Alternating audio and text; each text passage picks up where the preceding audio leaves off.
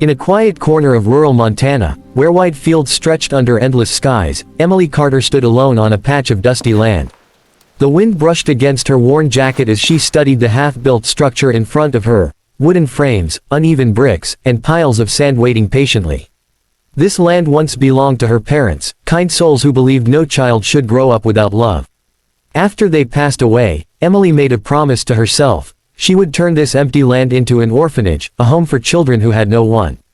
Emily was not rich. She had no powerful connections, no big donors waiting to help. By day, she worked part-time at a local diner, serving coffee and smiling at strangers. By evening, she came here, rolling up her sleeves and working until her hands ached. She mixed cement herself, carried heavy wooden planks, and learned construction by watching old videos and reading borrowed books. Many nights, she went home exhausted, her clothes covered in dust, but her heart remained strong. The townspeople often slowed their cars to watch her work. Some admired her courage, others whispered that she was dreaming too big. "She's only one woman," they said. "That building will never be finished." A few offered kind words, but very few offered help. Still, Emily never argued or complained. She believed that real kindness didn't need applause. It just needed patience. Sometimes, when the sun dipped low and painted the sky orange and gold, Emily would sit on a stack of bricks and imagine the future. She pictured children running across the yard, laughter filling the air. She imagined warm beds, clean clothes, and bedtime stories replacing fear and hunger. Those thoughts kept her going when her arms trembled with tiredness and her savings nearly disappeared. One cold afternoon, as Emily struggled to lift a heavy beam by herself, she slipped and fell to her knees. Pain shot through her arms, and for a brief moment, doubt crept into her heart. She looked at the unfinished walls and wondered how long she could keep going alone. Tears filled her eyes, but she quickly wiped them away. "Not today," she whispered. Giving up was not an option. What Emily didn't know was that someone had noticed her quiet determination. From the road nearby, a tall man on horseback had slowed his pace, watching silently. He saw not just a woman building walls, but a soul building hope. As Emily stood back up and continued working, unaware of his presence, fate was already shifting. That evening, as the wind carried dust across the land, Emily packed her tools and locked the small shed. She walked away tired but proud, not knowing that her lonely struggle was about to be seen, and that her dream was closer to changing forever. The man on horseback was JacobMiller, one of the most successful ranchers in the county. His land stretched for miles, and his name carried weight in nearby towns. Yet Jacob was not known only for his wealth, he was known for his quiet nature and thoughtful eyes. As he watched Emily work alone that afternoon, something stirred in his chest. He had seen many buildings rise on his ranch, but he had never seen someone build with such purpose and pain in their movements. Jacob turned his horse toward her land the next day. He parked his truck near the dirt road and walked over, boots crunching against the gravel. Emily looked up, surprised to see a stranger approaching. She wiped her hands on her jeans, unsure of what he wanted. Jacob introduced himself politely and asked about the building. His voice was calm, not curious in a careless way, but genuinely interested. Emily hesitated at first. She wasn't used to people asking real questions.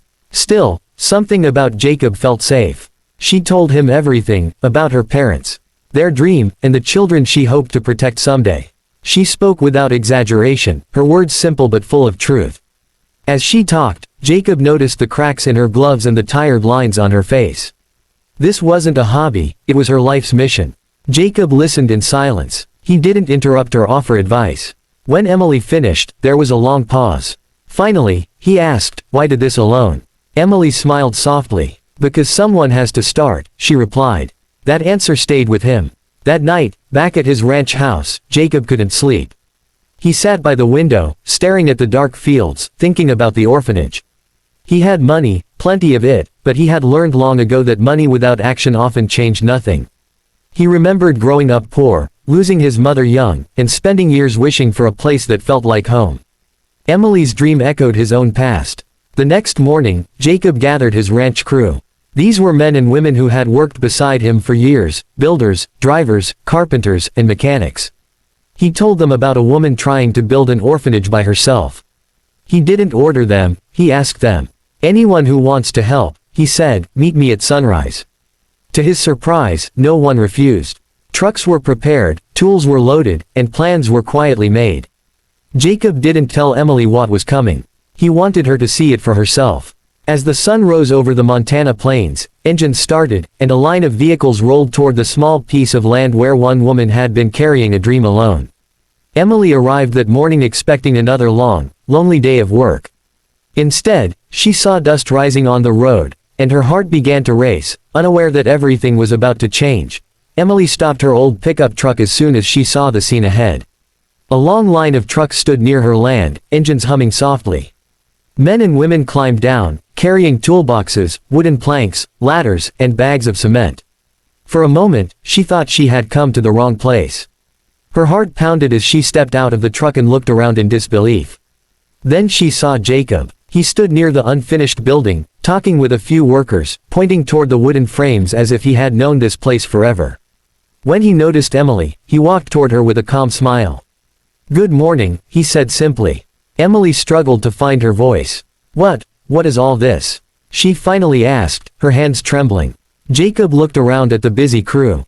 "This," he said, "is help." He explained that he had brought his entire ranch crew, people who knew how to build strong walls, safe roofs, and warm homes.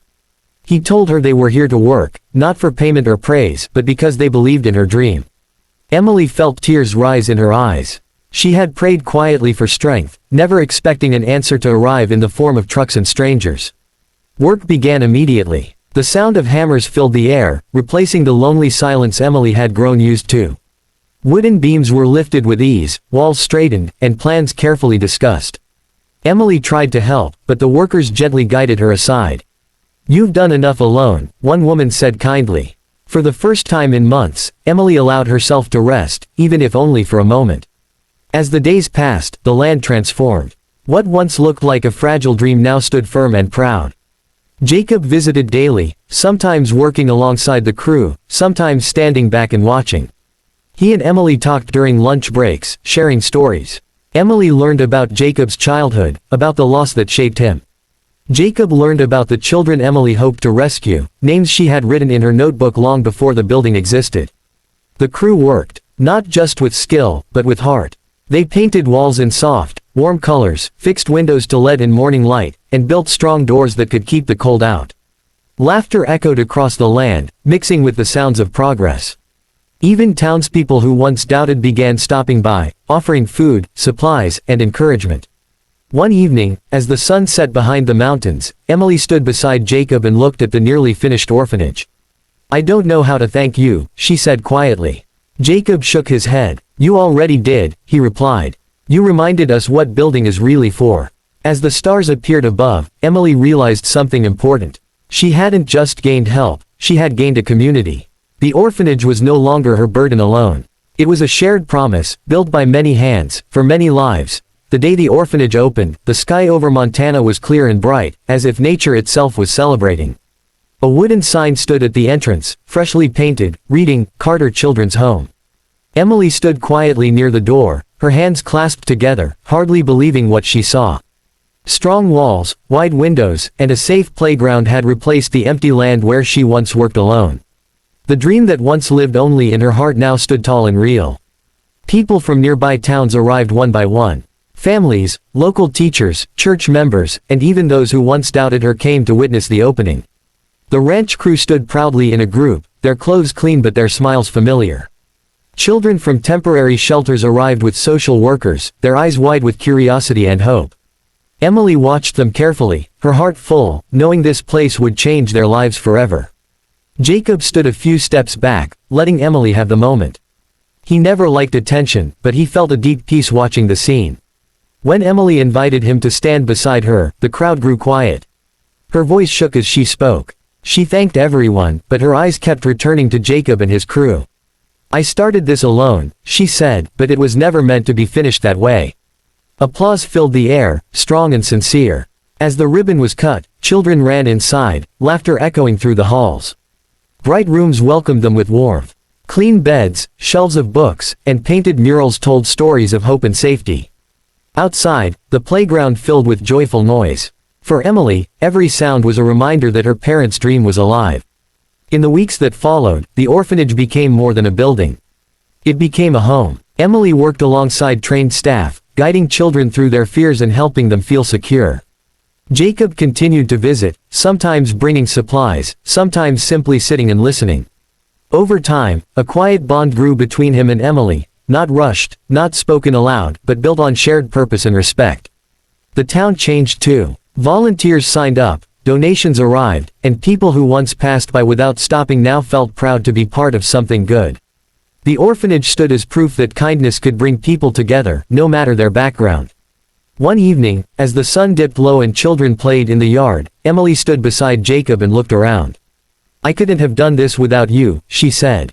Jacob smiled gently. "You already did," he replied. "I just brought help." Under the white American sky, the orphanage stood strong, a symbol of love, community, and the truth that when one brave heart begins, many others will follow.